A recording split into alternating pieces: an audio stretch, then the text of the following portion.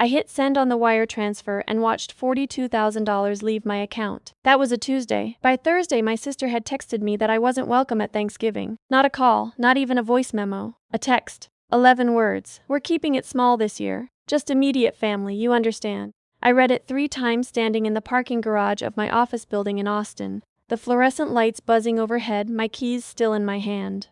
I had wired that money 4 days earlier because my mother called me crying, said the property taxes on the family home were past due, and if they didn't pay by the end of the month, the county would put a lien on the house. I didn't ask questions. I didn't ask for a repayment plan. I just sent it.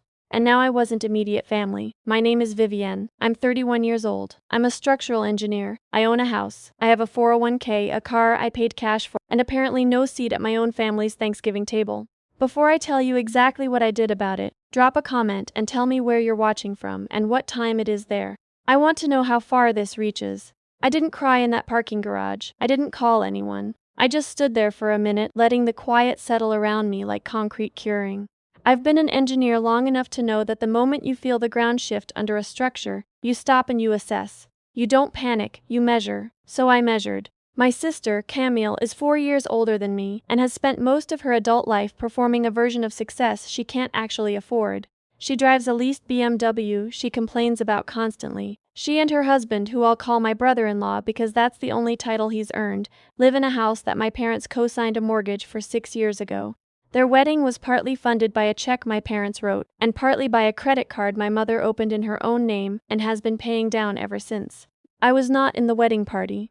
Camille told me 2 weeks before the ceremony that she'd decided to go with a smaller bridal party because she wanted it to feel curated. She handed me a program at the rehearsal dinner. My name was listed under additional family, like a footnote. That was 4 years ago. I told myself it didn't matter. My parents live in the same house in Baton Rouge where I grew up. My father retired early due to a back injury that required 2 surgeries. My mother manages the household and picks up part-time work when the bills pile up. They are not bad people. But they have never once in my entire adult life asked me how I was doing without eventually getting to what they needed. This latest thing, the $42,000, had started as 30. My mother called in September and said the property taxes were overdue and there were also some repairs the house needed, a roof section that was leaking, and she'd gotten an estimate. I told her I'd cover it. I asked her to send me the invoices so I could pay the contractors directly. She never sent invoices. Instead, 3 weeks later she called again and said the estimate had come in higher than expected. I asked how much higher. She hesitated, then said, "Well, with the roof and the taxes, and there's also the matter of your father's prescription costs going up this quarter." I transferred $42,000. I didn't ask about the prescriptions. I didn't ask to see a breakdown. I just sent it because she sounded tired and I could afford it, and I thought that was what you did for family. 4 days later, 11 words. We're keeping it small this year. Just immediate family. You understand. I drove home from that parking garage on autopilot. I made dinner. I fed my dog, a 7-year-old mutt named Captain, who I adopted during the pandemic and who I have never once wished away. I sat on my back porch in the October dark and thought about every Thanksgiving I could remember. The year I was 12 and I sat at the kids' table even though Camille, at 16, was at the adult table. My mother said it was because Camille was more mature. I ate my stuffing in silence next to my cousin who was 8 and wanted to talk about Pokemon. The year I was 24 and drove 6 hours to Baton Rouge after working a 60-hour week, arrived at 10:30 at night with gas station flowers for my mother, and my brother-in-law made a comment at dinner about how I was probably too focused on my career to ever settle down.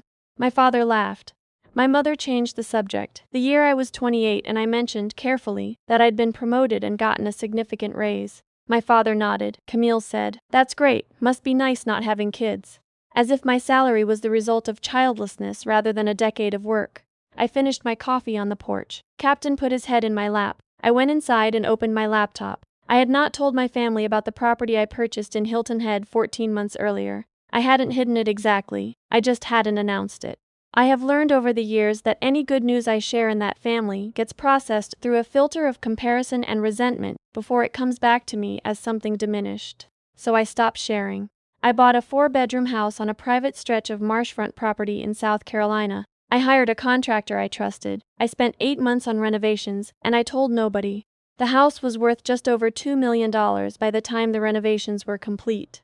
I knew because I'd had it appraised in August. I sat at my kitchen table that Thursday night and I started making calls. My mother's sister, my Aunt Renee, lives in a one-bedroom apartment in Memphis. She and my mother had a falling out 6 years ago over something that started as a disagreement about my grandmother's estate and turned into something uglier. My mother stopped inviting her to holidays. My father backed my mother. Camille, who had never particularly liked Aunt Renee anyway, was relieved. Aunt Renee spent the last several Thanksgivings alone. She's 63 years old and she makes the best sweet potato pie I have ever tasted in my life. I called her first. "Rennie," I said when she picked up. "What are you doing for Thanksgiving?" There was a pause. "Probably what I always do," she said.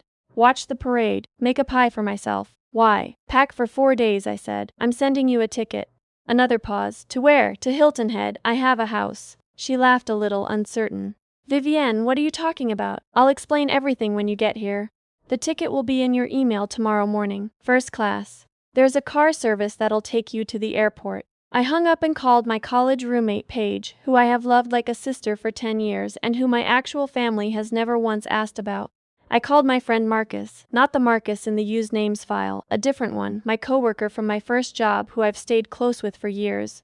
I called my neighbor back in Austin, a retired teacher named Gloria who has brought me soup twice when I was sick, and who spent last Thanksgiving at a diner because her son forgot to call. I called 4 more people. People my family had never made room for, people who had made room for me. I booked 12 round-trip first-class tickets over the course of 2 hours. Then I called a catering company I'd worked with for a client event and asked what they could do for Thanksgiving for 12 people on short notice. They could do a lot for the right number. I gave them the number. I hung up and looked at Captain. "We're having Thanksgiving," I told him. He wagged his tail and went back to sleep. I drove to Hilton Head the following Tuesday. Captain rode in the back seat with his head out the window for the first 4 hours, and then fell asleep with his chin on the armrest, which is his way of telling me he trusts me to handle the rest. I had hired a local event coordinator, a woman named Bess who had done 3 events at the property already, to handle logistics. She'd rented a long table, sourced linens, arranged for a florist. When I pulled into the driveway Wednesday afternoon, the house looked extraordinary. There were dried magnolia arrangements on the porch. Every window was lit. Aunt Renee arrived Wednesday evening. I met her at the door and she stopped on the front steps and looked at the house for a long moment without saying anything. "Vivienne," she finally said. "I know," I said. She hugged me so hard I felt it in my spine. She smelled like the same perfume she's worn since I was a kid, something with jasmine in it, and I had to press my lips together to keep from crying. "Come inside," I said. "I made your grandmother's cornbread." By Thursday morning everyone had arrived. Paige had driven up from Savannah. Gloria had flown in and immediately started organizing the kitchen like she owned it, which I loved. The catering team arrived at 10 and set up a spread on the back porch that looked like a magazine shoot. Heritage turkey, smoked brisket, roasted root vegetables, 3 kinds of pie.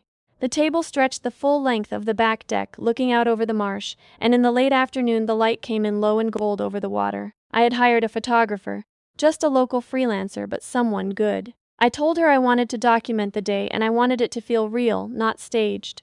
She moved through the afternoon quietly, catching Aunt Renee laughing with Paige over a spilled glass of wine, catching Gloria sneaking a bite of pie before dinner, catching me at the head of the table holding my own glass up in a toast. After we ate, when everyone had shifted into that slow, full, contented mode that only happens on the best Thanksgivings, I pulled out my phone. I opened Instagram. I had not posted there in almost 2 years. My account had maybe 300 followers, most of them people I knew in real life. This was not a viral moment I was engineering. It was just documentation, evidence that this day existed. But I knew what the documentation would do, because I knew who still checked my profile. My mother did.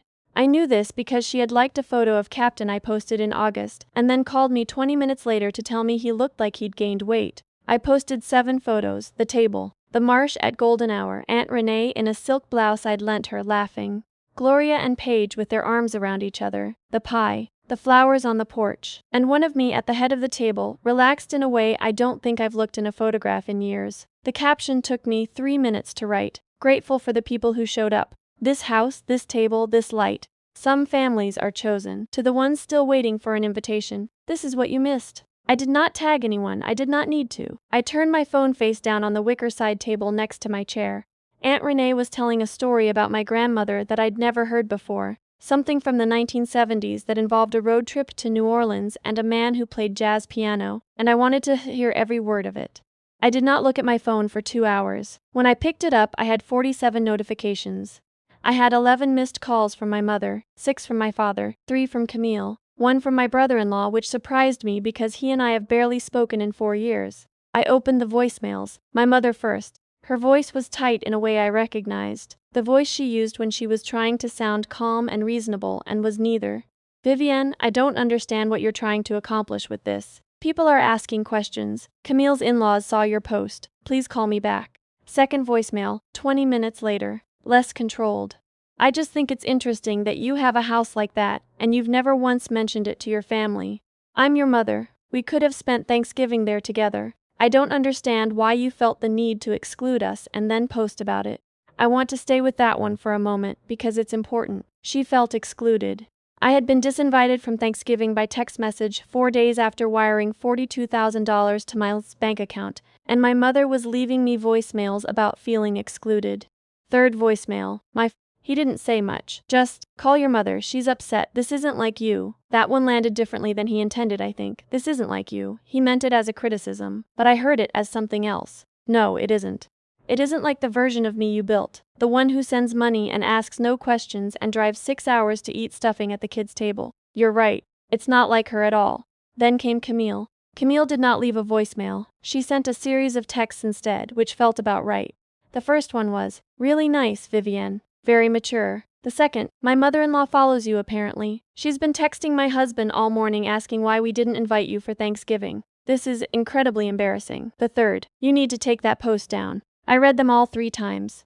Then I put my phone back down and went inside and had a second piece of Aunt Renee's sweet potato pie. They weren't done. By 9 o'clock that night, after everyone else had drifted to their rooms or the living room, after Paige and I had done the dishes side by side while listening to a playlist she made, I was sitting on the back porch in the dark with Captain when I heard the property's security alert chime from my phone. Motion at the front gate. I pulled up the camera feed. My mother's car, I recognized the silver Camry she's had for 6 years, was idling at the end of the driveway. The gate at my property is a standard keypad entry with a camera mounted on the post. In the footage I could see my mother in the driver's seat. Camille was in the passenger seat. My brother-in-law was in the back. They had driven 4 hours from Baton Rouge on Thanksgiving night. I sat with that for a moment. The drive from Baton Rouge to Hilton Head is just over 7 hours. They had either left before dinner or they had driven through it, stopping somewhere along I-10 with their feelings and a gas station sandwich. Either way, they were here, at my gate, at 9 in the evening, having not called to say they were coming. I put on my jacket and walked down the driveway. The floodlights came on when I got close. My mother got out of the car when she saw me coming. She was wearing her good coat, the charcoal wool one she saves for occasions. Camille got out too. My brother-in-law stayed in the back seat. Vivienne, my mother said. Her voice was different in person, not the voicemail voice, softer, a little unsteady. Mom, I said. I stopped about 10 feet from the gate. I'm not going to open this. Her face shifted. We just want to talk. You could have called. You weren't answering. I wasn't answering, I agreed. Camille stepped forward. She was wearing a wrap dress that was not appropriate for a 7-hour drive in late November, and she had the look she gets when she's decided she's owed something. That post was vindictive, she said. You knew exactly what you were doing. I posted photos of Thanksgiving dinner, I said. You posted them knowing we'd see them, knowing his mother would see them. She gestured back toward the car, toward my brother-in-law, who had the grace to look at his phone. She thinks my family is dysfunctional now. I wonder what gave her that idea. This isn't funny, Vivienne. I'm not laughing. My mother moved closer to the gate. In the floodlight she looked older than I expected, and tired, and something in me hurt to see it. But I have learned, slowly over many years, that the hurt I feel for her is not the same as culpability. I can feel sad for her choices and still not open the gate. You have to understand, she said, that your father and we didn't know about this house, and Camille didn't know. And it just seems like you've been keeping this whole other life from us. I have, I said. Because every time I share something good with this family, someone finds a way to make it about what I owe them. Silence. My mother opened her mouth and closed it. Camille crossed her arms. Nobody made you send us money. You're right, I said. Nobody made me. And nobody thanked me either. More silence. A marsh bird called somewhere out in the dark. I sent $42,000, I said, because Mom called me and told me the house needed it. I didn't ask for paperwork. I didn't ask for a payment plan. 4 days later I got a text telling me to stay in Florida. Which, by the way, I don't live in Florida, I live in Texas, which is one of many things about my life you don't know. Because I stopped telling you. My mother's chin had gone up in that particular way of hers, the way that means she's absorbing something and not ready to respond to it. Camille had gone quiet, which was unusual. I'm not angry, I said, and I was mostly telling the truth. I'm done. There's a difference. What does done mean? My mother asked, and her voice was small. It means I built something for myself. I'm going to keep it, and I'm going to share it with the people who have shown up for me. I looked at her for a moment. I spent a lot of years being grateful for whatever scraps of belonging this family threw me. I'm not doing that anymore. Camille started to say something about the post again, about her mother-in-law, about optics, and I let her finish. Then I said, Camille, I'm the reason your parents still have a house to drive away from. Think about that on the way home. The silence that followed was a different quality than the ones before it. What? My mother said. I had been going to wait. I had planned to let this unfold slowly, in my own time, in a lawyer's office when the paperwork was ready.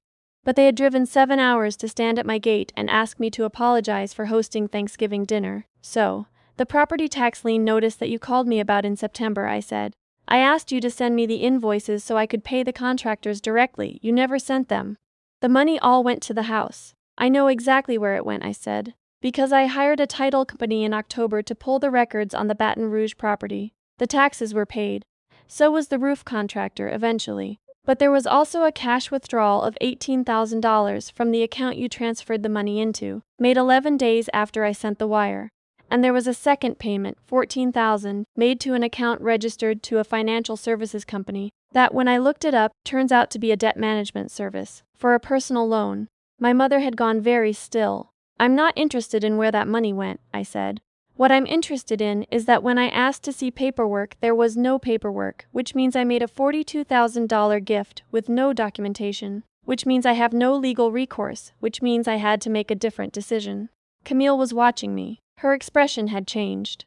What decision? My mother asked. Her voice was almost inaudible. The mortgage on the Baton Rouge house, I said. Dad co-signed it with you in 2003. He's still on the title. The loan has been in good standing, but I did some research and found out it was sold to a mortgage servicer 2 years ago as part of a portfolio sale. That servicer was looking to move distressed assets at year-end, so I made them an offer. I paused. I bought the note 6 weeks ago. I'm the lien holder on the family home. Camille looked like I'd spoken to her in a foreign language. My mother's hand went to her mouth. I want to be clear, I said, that I have no intention of foreclosing. I don't want the house. I grew up in that house. But I am the lien holder, which means that if anyone in this family decides to pursue any kind of legal claim against me, for anything, I am in a very protected position. And it means that the $42,000 I sent, while not technically recoverable, is essentially collateralized by an asset that now has my name attached to it. I looked at my mother steadily. I did my due diligence, Mom. I'm a structural engineer. I understand load-bearing elements. Nobody spoke. My brother-in-law had gotten out of the car at some point. He was standing near the hood, hands in his pockets, looking at the ground. The gate isn't opening tonight, I said. There's a Marriott about 12 miles back on 278. I'd suggest booking rooms before you start driving, Vivienne. My mother started. I love you, I said, because it was true and because I think you can love someone and still not let them past your gate. Drive safe. I turned around and walked back up the driveway. The floodlights followed me for a few steps and then clicked off. Behind me I heard a car door, then another. The engine. The sound of tires on gravel. When I got back to the porch, Captain was where I'd left him, curled on the outdoor cushion, one paw over his nose. I sat down next to him. Inside, through the glass doors, I could see Paige reading on the couch. I could see the warm light of the living room and the leftover pie on the kitchen counter and the dried magnolias on the mantel. Aunt Renee came out a few minutes later with 2 mugs of decaf. She sat down in the chair across from me and handed me one. She didn't ask what happened. She's known my family long enough to make a reasonable guess. We sat in the dark for a while listening to the marsh. You know what your grandmother used to say? She finally said. What? She said the table you set tells people who you are. Renee wrapped both hands around her mug. You set a beautiful table, Vivienne. I looked out at the water. I thought about the 12-year-old girl eating stuffing 20 feet from a table where there was no room for her. I thought about all the holiday drives, all the money sent without acknowledgement, all the good news swallowed before it could be minimized. I thought about how long I had confused proximity with belonging. I didn't lose a family on Thanksgiving. I just finally stopped pretending I'd ever fully had one and built something true in its place.